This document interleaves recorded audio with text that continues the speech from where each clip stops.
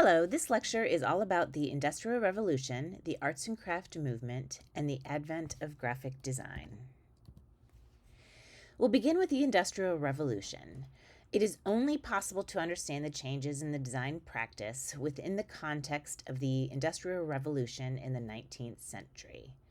A direct result of this was the increasing concentration of people in large cities, and then the rise of mechanical processes and merchants of all sorts. This also brought a rise of mass culture as the merchants and sellers and salespeople sought to reach out to a population to sell their wares.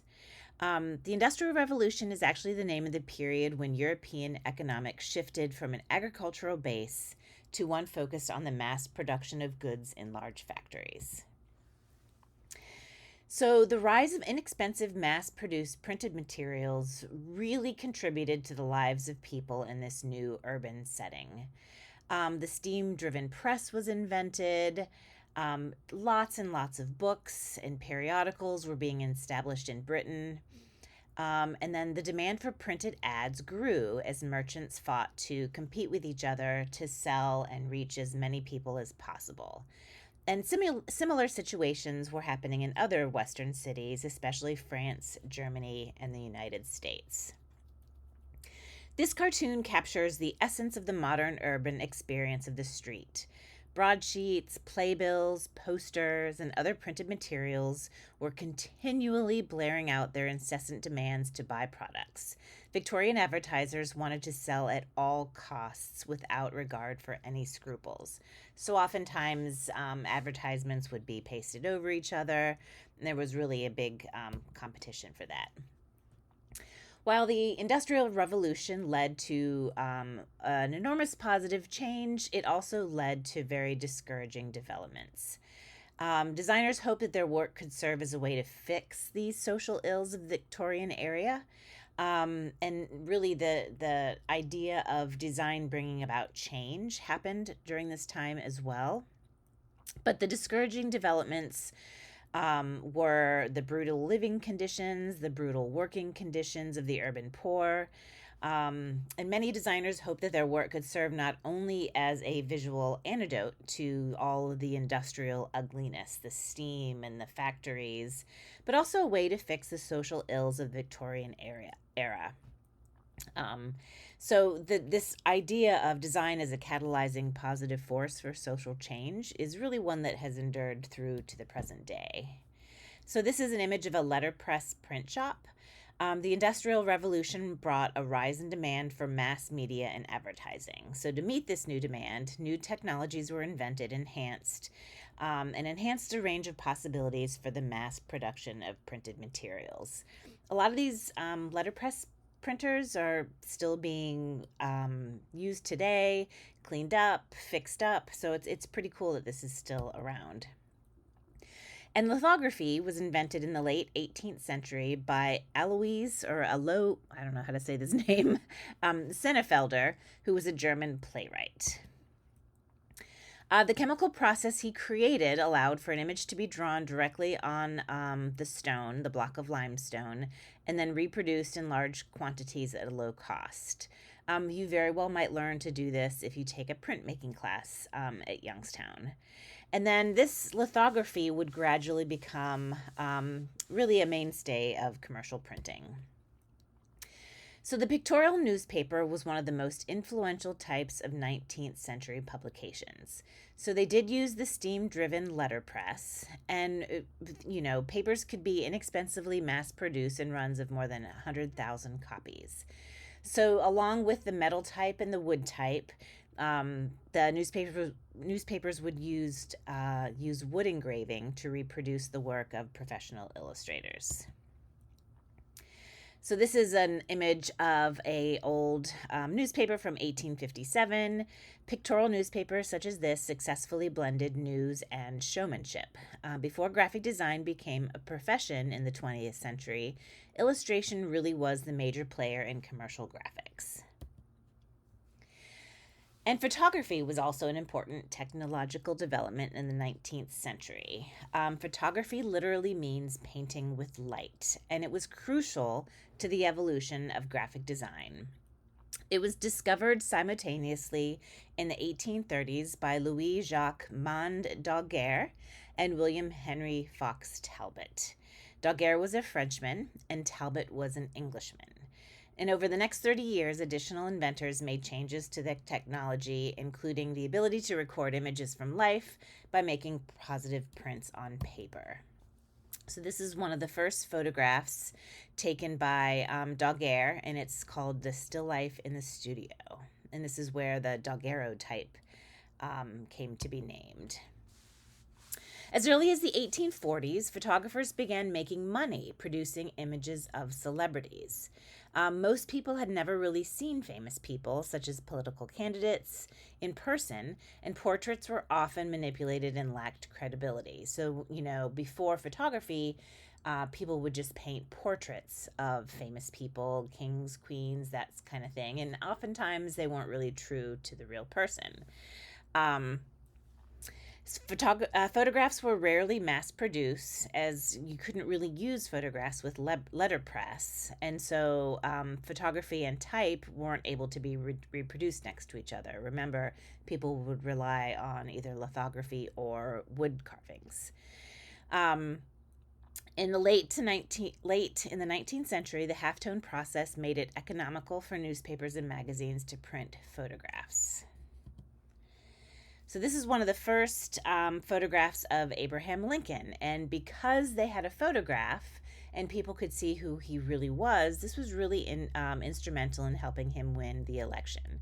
Americans were convinced he showed proper dignity to be a national leader, and his political enemies tried to convince the people against him because of his ungainly, unattractive appearance.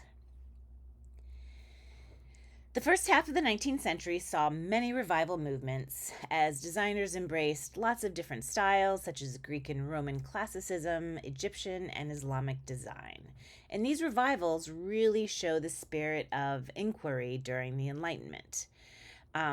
Designers, artists, illustrators, they really tried to understand how these styles functioned both visually and conceptually.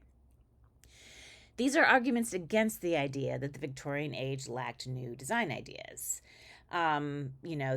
People often would say this about the Victorian period.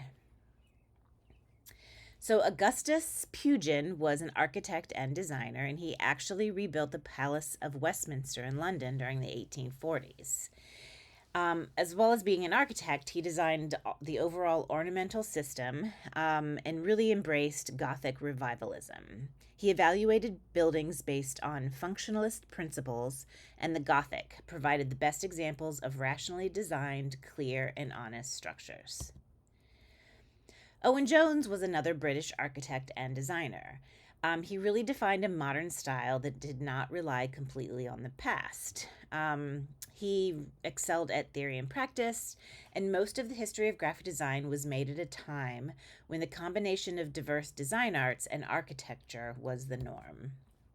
So he created a lot of these patterns and ornamentations, and this really demonstrated Jones's critical inquiry into the many historical styles, many non-European sources, as the basis for developing a set of design principles that could be utilized by his peers. This is one of his images, and it's called La Ventana Sala de los Hermanas, which translates into Window from the Hall of the Two Sisters. He really felt that the current printing technology could not do justice to the images of Islamic architecture, so he taught himself and perfected the skills of chromolithography, so adding color to lithography. He produced a great deal of design work for the London Playing Stationery and Playing Card Company, and it really embraced the commercial printing technology that continued throughout his career, and he's credited with creating a way to transfer color lithographic images directly onto tin to decorate biscuit containers. So these are some of his hand-drawn playing cards. Another exciting thing that was happening at this time is the creation of yellowback novels. And this was really one of the most exciting new products to appear in Victorian England. Yellowback refers to the glossy yellow paper covers, often featuring romantic or sensationalized stories with a broad appeal to the traveling public. They sought wide distribution to the newly literate. So remember, people are still learning to read and write and having access to books and manuscripts and newspapers. And these were often sold in railway bookstalls and were very inexpensive. Um, and because of this distribution, British copyright law did allow them to be reprinted without payment of royalties to the author, which is sort of why they were able to keep them at such a low cost. So these are a couple more images of yellowback books. At 2 shillings or less, they introduced a new price point that made books broadly available to the public for consumption rather than collection. American authors played an important role in the list of yellowback titles. So Currier and Ives, they founded a firm in 1857 and were the most influential sellers of lithographic prints in the 19th century. Just as they did with the yellowback books, Currier and Ives really wanted to provide cheap and popular prints. So you could hang artwork in your homes without having to pay the costly price of original art. They produced over 7,000 unique designs, resulting in over 1 million prints. They were reproduced through black and white lithography and often hand-colored by the firm's employees. So the unadorned style of this image really implies truthfulness rather like photography. This type of realist illustration was the backbone of commercial graphics during the 19th century. Also, the most visible type of inexpensive mass-printed material in the 19th century was the poster. Millions of copies of advertising posters were printed on the steam-driven presses of Europe. Most posters from the 1800s were printed with relief type, so wood type, while the images were printed using woodcuts or wood engravings, which led to cities creating these things called hoardings. And hoardings are designated specific kiosks where posters could be legally hung by their distributors. And what this did is prevented the salesman and advertiser from posting all their posters everywhere. This, allowed them a legal place so that they could hang them up and didn't have to worry about them being torn down. So in the 19th century, typography was really unique in that a vast different variety of type styles were put together on the same page or poster. Remember, I introduced a lot of different typefaces and type designers in the first lecture, so this has continued to grow. But in this rush of commerce, little regard was given to stylistic consistency, so it was just a matter of getting as much information as possible onto the surface. So they filled the all available space with either image or text using an assortment of type, sizes, weights, and that really kind of created a chaotic effect. So this is a poster that you might have seen during that time, and you can see that little attempt is made to knit together the text and image, which, if you think about graphic design today, the integration of typography and image is really important. And here, because they couldn't overlap the text with the image, it kind of just, they fit everything in where they could. Here's another poster. You can see lots of different typefaces, lots of colors, just kind of filling every inch of this sheet of paper. Most 19th century posters and other printed matter in the US and Europe were actually not designed by designers. They were designed by the workmen who ran the presses. So they weren't really thinking about what does this look like. They were just thinking about how can I get all this information in on one page. So a contrast with the European market was the American use of bright, expressive color in their advertisements, especially when advertising popular spectacles such as the circus. So if you look at this for the circus in Europe, and then you look at this for it in America, you can see they're really kind of not necessarily thinking about filling up the space. They're just more important imagery. It's a little more open. You have a little bit more of an integration between the text and that final image. And this is actually a color lithograph. So the 19th century witnessed the advent of also the color political poster. This is a poster that was typical of American printing during the Victorian era, and that it lacks any clear design focus. So you've got the names are big, you've got their pictures, you've got this ornamentation of this, statue and the eagle in the middle. But this is really a first. I mean, before with political elections and voting and stuff, people really didn't get to see the candidates. So this was a pretty big deal. And then within the Victorian age, you also witnessed a lot of examples of mixing of many confusing styles in the design of periodicals. So again, no space was wasted. Garlands and ribbons and decorative elements were used to fill the page from corner to corner. It was really not uncommon to find a magazine cover with lots of visual references. So you can see a classic temple, Baroque allegorical figures, Rococo decoration, Islamic pattern, medieval tracery, and Egyptian hieroglyphs. And these are the kind of things you're going to be looking for with your first observation study, finding sort of modern day graphic design using these sort of flourishes in Victorian type elements. So the 19th century brought a dramatic transformation with a newfound proliferation of a variety of innovative typefaces. Printing workshops were developing thousands of new typefaces for decorative and display purposes. And these new typefaces were found mostly on broadsheets and posters. So this, the beginning of sans serif, and what sans serif means is not having those little serifs at the end of the different stems and vertical elements of the typeface. So if you think of typefaces like Helvetica and Arial, those would be considered sans serif. And the first commercial sans serif was released by William Caslon IV. It has uniform strokes, almost monolinear, and it really found a home in advertising where the letters worked well at extremely large sizes.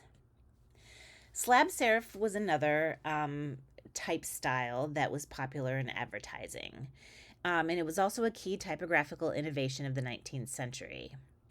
Slab serif just means that there are very heavy rectangular serifs at the end of the vertical and diagonal stems.